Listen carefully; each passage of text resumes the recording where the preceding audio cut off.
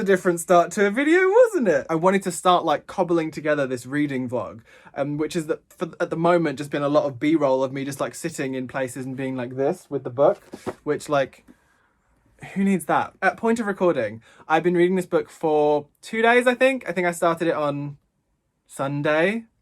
Yeah, I started it on Sunday. Because that was when I finished Clap When You Land. I'm pointing over there because I've just filmed like a TBR video and the books were there, but now they're there. It's all very confusing. I am 147 pages into this. I got read for filth on Instagram, being a dog earring, page folding monster. Sorry, not sorry. Well, I'm a bit sorry. I felt really embarrassed, but you know.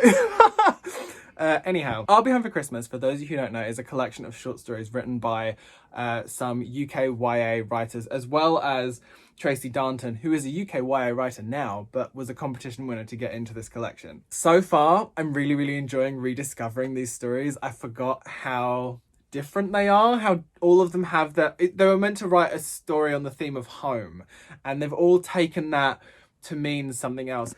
I'm going to put this here because I want you to see it. That works. I made a couple of notes on like each of the stories as I finished them because I was aware of the fact that like I should have been recording stuff as I went and I was just recording B-roll. So let's have a look and see where we got to. So the first is Benjamin Zephaniah. He wrote a poem about someone falling on hard times at Christmas. I think the reason it's first for sure, I would say, is because it kind of captures the entire spirit of the book and even mentions the charity Crisis. Every sale of this book, £1 goes to Crisis, which is a homeless charity, and it specifically mentions Crisis and going to them at Christmas. It's about someone falling on hard times and finding hope. And that poem was called Home and Away. The next story is Pratt's Ghost of Christmas Past, which I loved. I remember reading this one, like I remember this one quite vividly because it's about a boy called Samuel whose parents have divorced and they've moved, so he's had to move out of his old house, but he's still in the same town,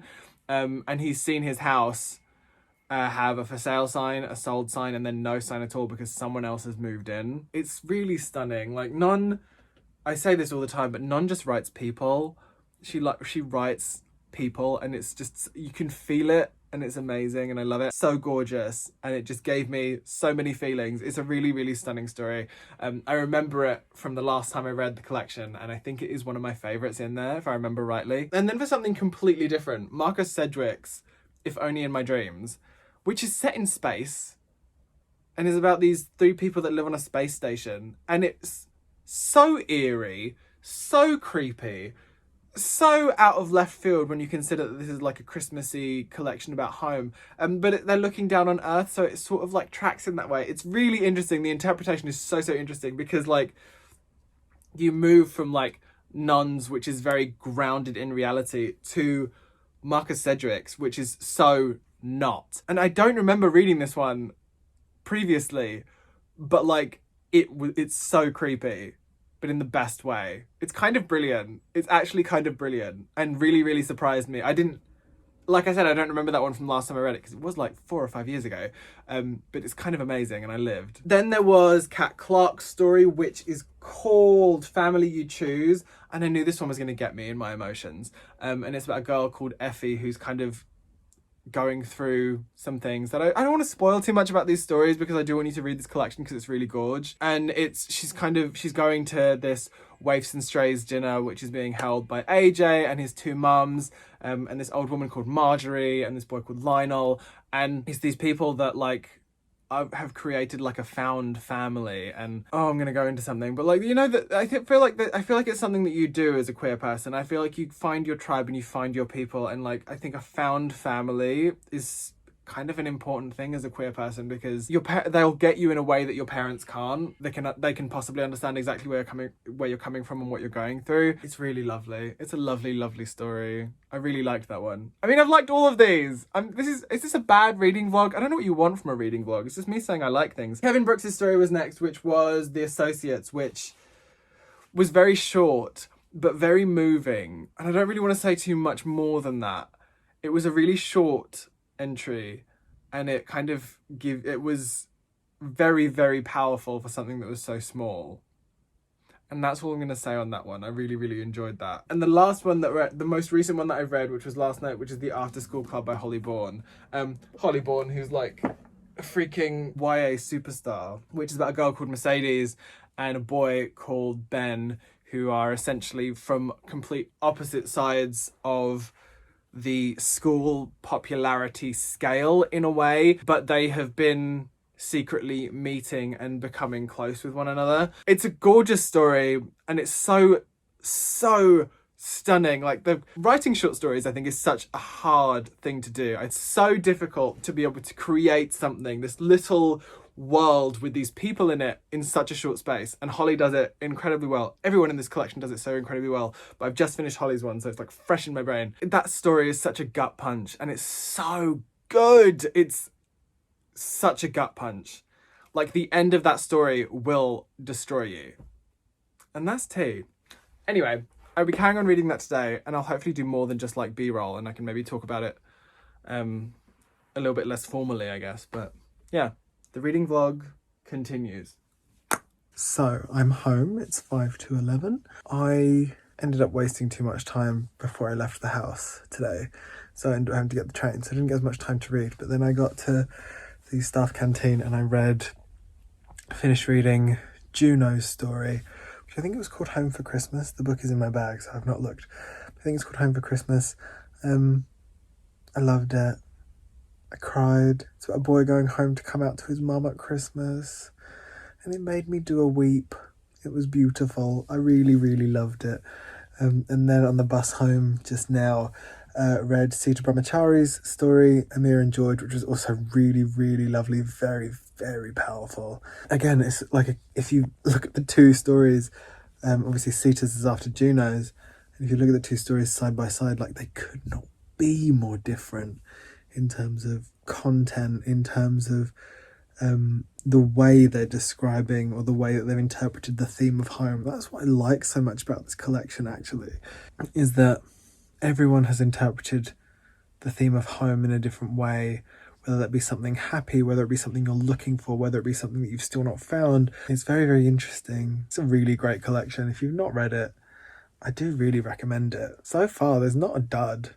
I didn't think there would be a dud, obviously, but all the stories are really enjoyable because they're so different. Like, I mean, I love the fact that yesterday I went from like non-Pratt's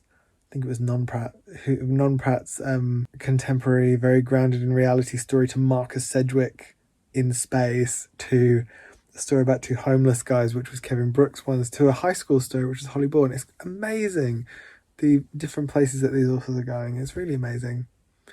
Yeah, you should definitely read it. I think I'm over halfway through now, so I'll probably finish that this week, which will be really cool. So there might be a little reading vlog to end the week. Won't that be nice? I mean, you'll know, because in theory, you're watching it. Hi. Hello. It is Wednesday, the 9th of December. And on my bus journey to and from Kingston today, I finished... Oh my God, I look so rough. I'm so sorry, but I finished Are We Home for Christmas? I've actually finished it. So the stories that I read... God, I've read like a fair few. Hang on, let me get my notes so that I can like actually tell you. So Tracy Darnton's story, which was very, very sweet, very grown-up Tracy Beaker vibes, very much enjoyed that. Then I had Tom Becker's story, which, it was brilliant. It was so well written, but it was fucking creepy as shit. Like, it was festive horror, and like, I'm not a horror reader. I feel like I've made that abundantly clear. I like sweet things, but it freaked me the fuck out. And I'm glad that I read it during daylight and not at night, because I'd have been reading that on the bus ride home. I probably would have had like a major freak out. And then there's Katy Cannon's story, which was about blended families at Christmas. A girl going to her dad's for Christmas and meeting her and like spending time with her stepmom and like her new step siblings, which was really, really interesting as a thing to read. Like sort of seeing, and also kind of seeing home through the eyes of someone else, like, and seeing how that... I'm not explaining that very well. She meets the boy next door who lives next door to her dad, because he's best friends with one of her new step siblings, and they're chatting, and she learns about his home life and how that compares to the home that she doesn't want to be at her dad's. She wants to be with her mum for Christmas. So it's sort of the juxtaposition there, and seeing how actually the home that she has there is actually really lovely and something she shouldn't take for granted, and that it's kind of both sets of people are kind of making it harder, if that makes sense. Yeah, it was really good. I really liked it. Melvin Burgess' story was again another totally different interpretation of home, and was very, very political and just really, really interesting. And I love the way that they've juxtaposed all of these stories. Like, I'll talk about this more when I'm like sitting in front of my bookshelves and and it's not like 11 o'clock at night, but they've like juxtaposed them really well. So you go from Tracy's story, which is very sweet, very funny, to Tom Becker, which is all out horror, to Katy, which is again sweet, adorable, romantic, to Melvin's, which is sort of abstract and sort of twisted, which I really enjoyed. And then you move on to Julie Mayhew's, which is sort of this beautiful, lyrical, like fairy tale-esque story that it's gorgeous. That was a stunner. It was really, really good. And then Lisa Williamson's story, which made me cry on the bus, which is either because it's late and I'm tired, or because it was a very emotional story, and I would wager it's the latter, because that Lisa Williamson, she's bloody good, you know. So yeah, I've actually finished it. I finished my first festive read of the season, so I need to decide what my next one is going to be. But yeah, this reading vlog will not end here. It's going to end with me sort of wrapping things up in a much more sensible way and talking about my general feelings about the book. But yeah, I thoroughly enjoyed that. That was so much fun. I'm feeling just a few clicks more festive.